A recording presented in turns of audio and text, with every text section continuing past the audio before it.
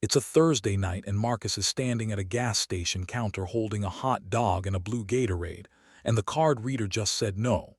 Not insufficient funds in big red letters, nothing that dramatic. Just a small gray word. Declined. He taps it again. Declined. The guy behind him shifts his weight. The cashier does that thing where she looks at a spot just past Marcus's shoulder so neither of them has to make it real. And Marcus puts the hot dog back, keeps the Gatorade because it's $1, and pays for it in quarters he digs out of the cup holder in his car. Here's what makes that moment so quietly brutal. Marcus has a job.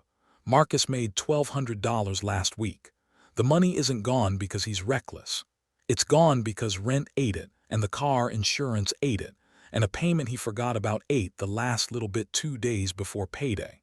Marcus isn't at rock bottom. Marcus is somewhere in the middle of broke, and that's the part nobody ever explains to you. Because broke isn't one thing. We talk about it like it's a single place you're broke or you're not. But it's not a place. It's a ladder. There are levels to being broke, each one with its own traps, its own little humiliations, and its own quiet exit that almost nobody points to. And the cruelest part is that most people can't even tell which rung they're standing on. My name is Nick, and I've spent an embarrassing amount of my life studying the gap between how broke people feel and how broke they actually are. This isn't financial advice, and I'm not a financial advisor. This is just what I've watched happen to people, including a couple of versions of myself. And today, I'm going to walk you down every level of broke in America, show you exactly what each one costs you, and hand you the way off each rung. There's one specific level where people get stuck for years, sometimes decades, and never once realize they could have left. Keep that in the back of your mind. I'll show you which one it is. We'll get there. Let me start with the number that breaks everyone's brain. The Federal Reserve runs this big survey of what American families are actually worth, and the average family net worth comes out over $1 million. Sounds like everyone's secretly fine, right?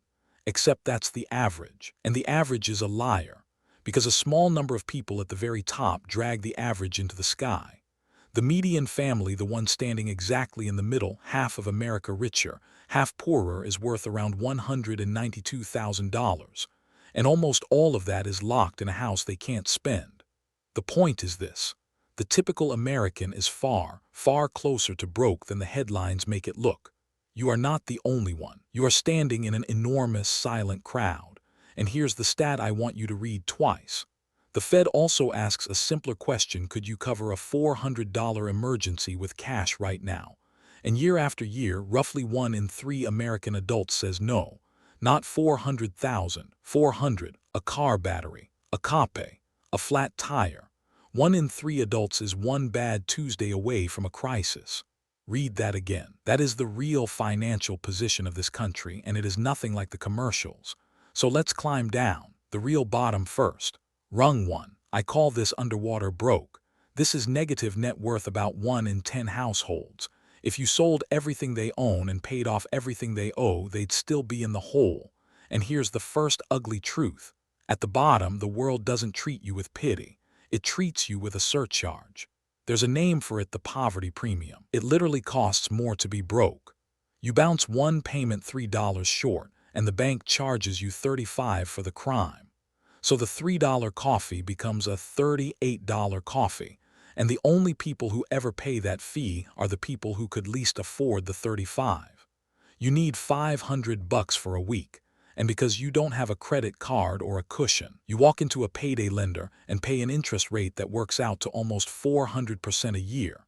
The same act, borrowing money, is priced completely upside down. The less you have, the more they charge you for it. And it doesn't stop at loans. Your car insurance is partly priced on your credit score, so 2 people with identical driving records pay wildly different premiums, and the poorer one pays more not because they are a worse driver, because they're poor. You can't buy in bulk, so you pay more per roll of toilet paper. Let me give that a face. Call her Denise. Denise buys the $10 boots every November because the $50 pair isn't a thing she can do in one paycheck. The cheap ones fall apart, so she buys them again the next winter, and the next. Over 5 years, she spends $50 and her socks are still soaked every January. While the guy across town bought one good pair a decade ago and forgot he owns them. Same $50. One of them's been dry for 10 years. The poverty premium is a tax for the sin of not having money, and nobody ever hands you a receipt for it. It just bleeds out of you every month. So how do you climb off rung one? Not with a budget. You climb off it by stopping the bleeding first. The single highest return move at this level isn't investing, it's killing the things charging you that 400%.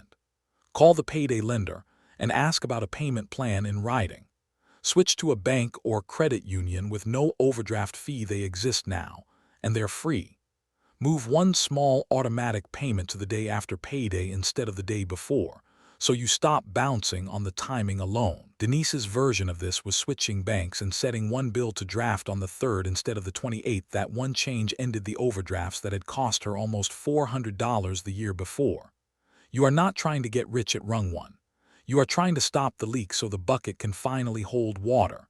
That's the whole job, and once it holds, you climb. Rung two, paycheck to paycheck broke. This is Marcus at the gas station.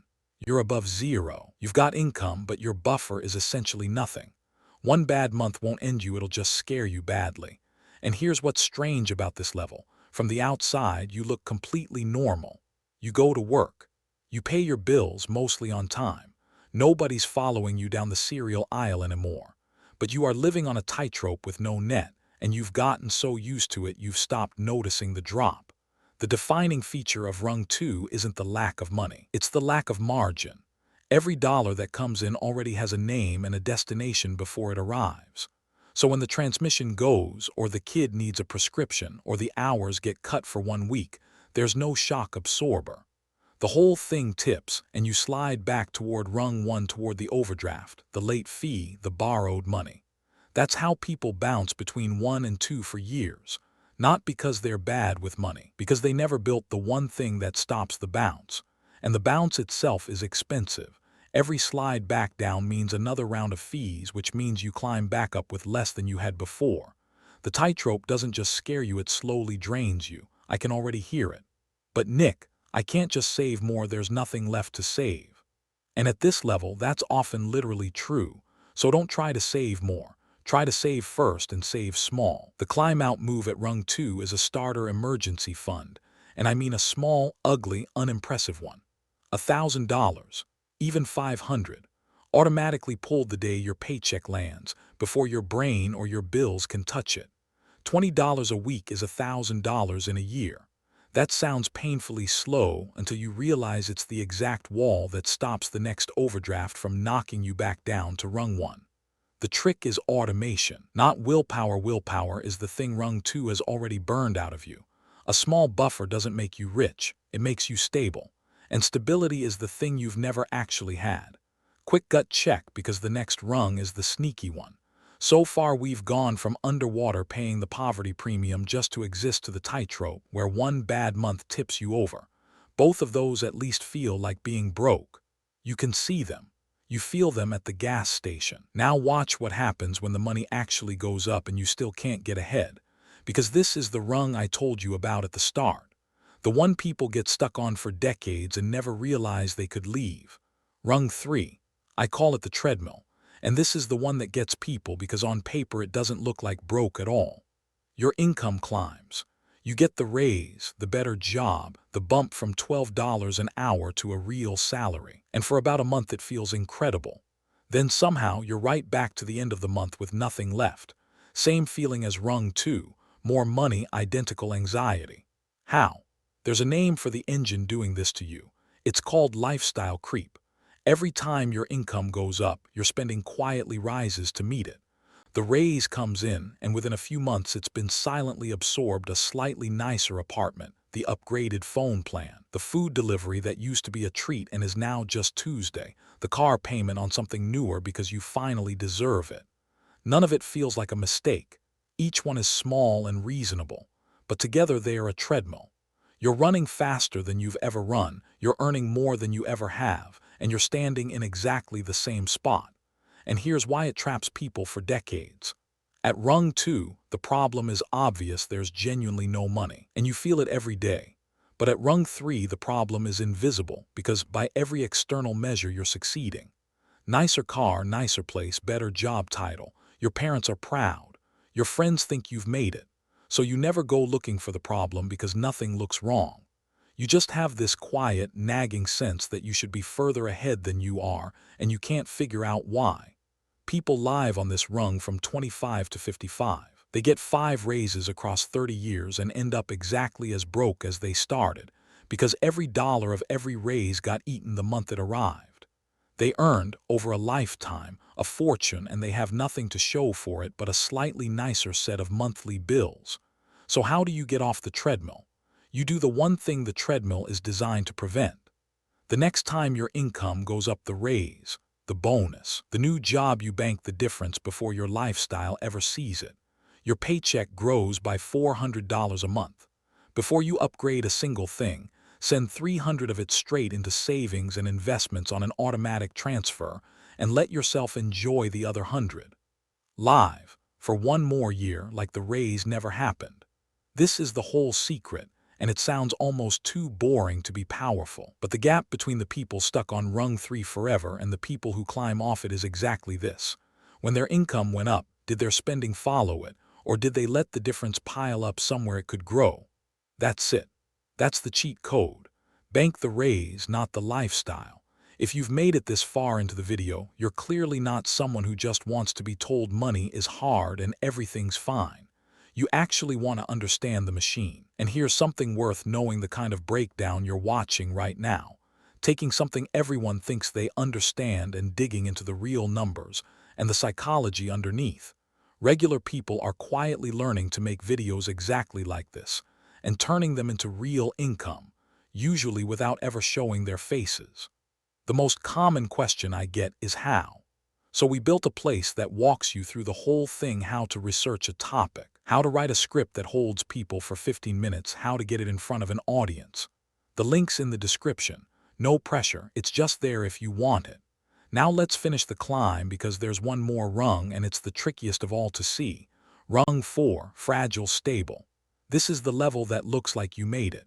You've got a steady income, the bills are handled, maybe a little in savings, a car that runs, a roof that doesn't leak. From the outside, and honestly from the inside, most days you feel fine. You're not anxious at the gas station anymore. But you are one genuine emergency away from the whole thing folding, and you've quietly mistaken comfortable for safe. Here's the trap of rung 4. You've got just enough margin to absorb the small shocks, the flat tire, the vet bill, so you stop feeling the danger. But you haven't built enough to absorb a big one. A job loss, a medical event, a new roof, a 6-month gap between jobs, and critically, you're not building wealth. Your money is sitting still in a checking account, earning nothing while inflation quietly shrinks it. You're treading water comfortably in the deep end, and because the water's warm, you've forgotten there's no floor under you. People stay here too for years because comfortable is a very easy place to fall asleep. Nobody farms a field they hate. They keep it watered. They keep it happy right up until the harvest. The climb off rung 4 move is 2 things stacked. First, you turn that starter emergency fund into a real 3 to 6 months of expenses, the thing that turns a catastrophe into an inconvenience. Same conflict, opposite outcome. With the fund, a job loss is a stressful few months. Without it, a job loss is a slide all the way back down to rung 1 fast. Second, and this is the one that actually changes your life, you start putting money somewhere it grows without you.